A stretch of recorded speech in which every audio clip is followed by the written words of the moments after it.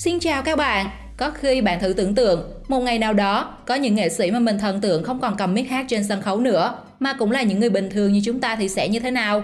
Câu chuyện đến với âm nhạc của mỗi người mỗi khác, nhưng tất cả những cái tên trong video hôm nay đều có một điểm chung là đam mê nghệ thuật và khao khát được cống hiến tiếng hát của mình cho khán giả.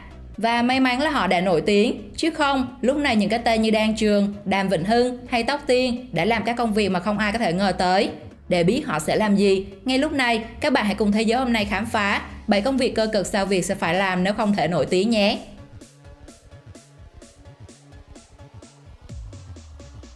7. Đan Trường, thợ tiện cơ khí.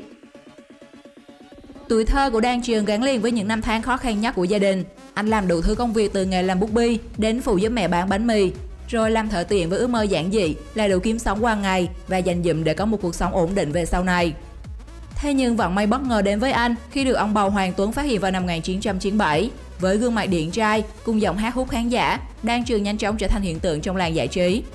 Sau hơn 20 năm đi hát, Đan Trường vẫn luôn nhận được sự ủng hộ nồng nhiệt từ khán giả. Năm 2013, Đan Trường cưới vợ và sang Mỹ bắt đầu công việc kinh doanh. Để đến hôm nay, khối tài sản của Đan Trường khi nhìn vào, ai cũng phải ngưỡng mộ. Anh thợ tiệm cơ khí may mắn ngày nào giờ sở hữu biệt thự triệu đô với diện tích hàng ngàn mét vuông và hàng loạt siêu xe ở Mỹ. Cùng với công việc kinh doanh ngày càng phát đạt, tháng 6 vừa rồi, vợ chồng anh Bo tiếp tục khai trương thêm tiệm bánh mới ở San Jose.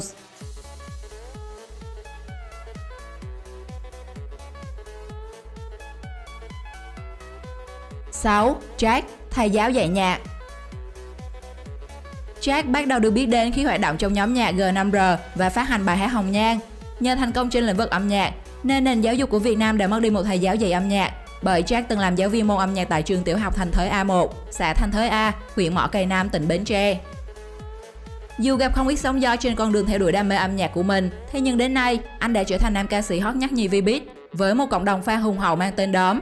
Hiện tại anh sống sung túc và là một tên tuổi gắn liền top 1 trending với các ca khúc như Em Gì Ơi, Bạc Phận, Việt Nam Tôi, Sóng Gió, Hoa Hải Đường, Là Một Thằng Con Trai, Đom Đóm và mới đây là Lay La Lay.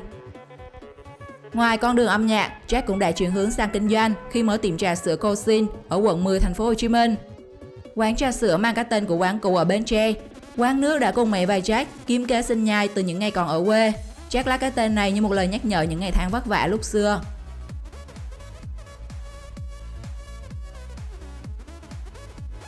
5. Đàm Vĩnh Hưng, thợ cắt tóc. Đàm Vĩnh Hưng được mệnh danh là ông hoàng nhạc Việt, cũng là một trong những nghệ sĩ có tài sản khủng với biệt thự trị giá hơn 60 tỷ, siêu xe giáp vàng, các món đồ hiệu và những món trang sức kim cương. Thế nhưng nếu không nổi tiếng với lĩnh vực âm nhạc, Mr. Đàm sẽ làm gì? Nếu không thành ca sĩ, anh nghĩ là anh vẫn là một thợ uốn tóc. Hưng chưa bao giờ nói mình hát hay hết, nhưng Hưng dám nói mình cắt tóc đẹp. Khác với nhiều người, ca sĩ Đàm Vĩnh Hưng từng là một cậu ấm, không cần lo nghĩ đến cơm áo gạo tiền.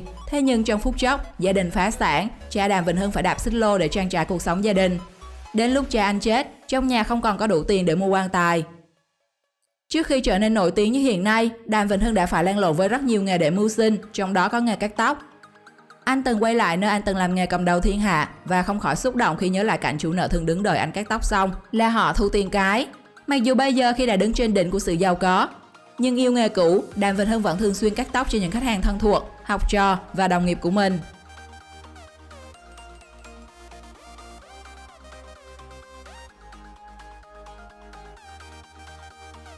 4. Đen Vâu, công nhân vệ sinh. Đen Vâu là một trong những nghệ sĩ nổi tiếng với dòng nhạc underground tại Việt Nam. Mỗi bài hát của Đen Vâu đều đạt hàng chục triệu lượt nghe. Trước khi nổi tiếng, Đen Vâu từng chia sẻ bản thân chỉ học hết cấp 3 và làm công việc dọn rác ở Vịnh Hạ Long trong khoảng 7 năm. Và chính công việc này đã giúp anh có thêm nhiều trải nghiệm trong cuộc sống, đồng thời khiến âm nhạc của anh trở nên gần gũi hơn. Từ mức cát xê đầu tiên chỉ có 4 triệu đồng, hiện tại con số mà Đen nhận được chắc chắn không thua bất kỳ ca sĩ nào ở Việt Nam. Và đặc biệt, anh đang sở hữu một cộng đồng đàn ông đông đảo. Bên cạnh đó, anh cũng đạt kỷ lục khiến bất cứ ca sĩ nào cũng mơ ước. Với MV Trốn Tìm đã giúp Đen Vâu trở thành nghệ sĩ hiếm hoi, có chuỗi 11 sản phẩm đạt top 1 trending YouTube liên tục.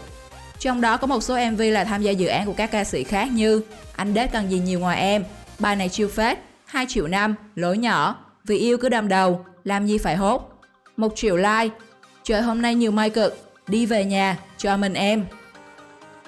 Không chỉ rap giỏi, Đen còn là nhà tiên tri vũ trụ cho các kỳ thi. Cụ thể anh từng đoán chính xác 2 năm liền đề thi môn văn không sai một ly. nên được giới trẻ theo dõi thường xuyên, nhất là khi chuẩn bị bước vào kỳ thi Trung học phổ thông quốc gia hàng năm.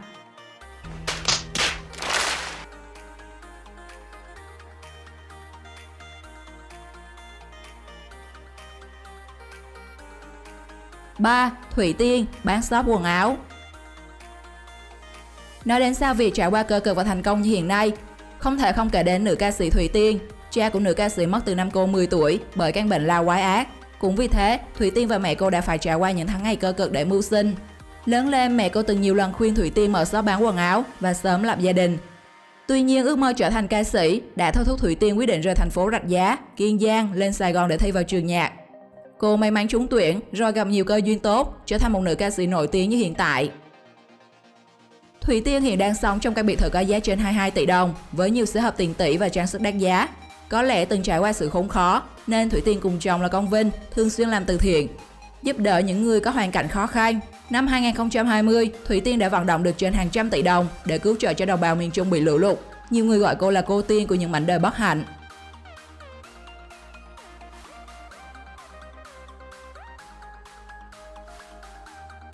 Hai, Tóc Tiên, bác sĩ cổ truyền. Tóc Tiên là nữ ca sĩ nổi tiếng gắn liền với nhiều thế hệ yêu nhạc. Cô có hàng loạt những bản hit đình đám và cuộc hôn nhân viên mãn với Hoàng Toliver. Trước khi trở thành một ca sĩ, Tóc Tiên từng là học sinh của trường Trung học phổ thông chuyên Lê Hồng Phong, thành phố Hồ Chí Minh, khóa 2004-2007 với nhiều năm liền đạt thành tích học sinh giỏi.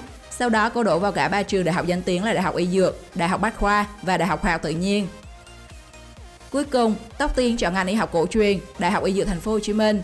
Sau đó cô đã sang Mỹ du học tại trường Pasadena City College, tiểu bang California, ngành sinh học theo chương trình đào tạo dự kiến kéo dài 9 năm. Tại đây, cô lại trở thành ca sĩ được yêu thích khi xuất hiện trong chương trình Thúy Nga Paris.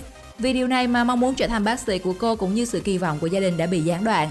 Cô dừng việc học sau 6 năm ở Mỹ để theo đuổi sự nghiệp ca hát, mặc dù cô không hề nhận được sự ủng hộ của mẹ. Tuy không còn theo ngành y nữa, thế nhưng với những thành tích nổi trội của mình, Tóc Tiên vẫn được đánh giá là một trong những nghệ sĩ có học thức cao.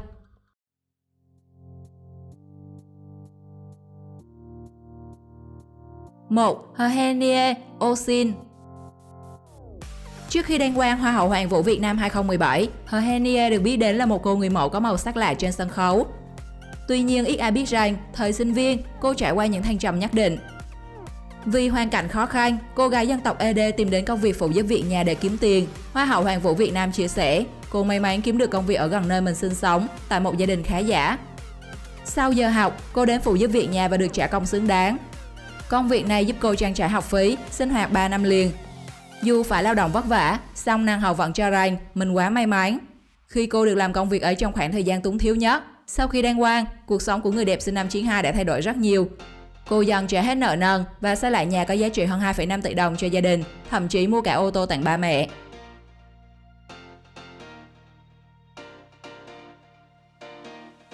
Thần tượng của bạn là ai trong danh sách này và điều gì ở họ làm bạn không phục nhất? Hãy chia sẻ với mọi người trong phần bình luận nhé. Xin chào và hẹn gặp lại các bạn ở những video sau.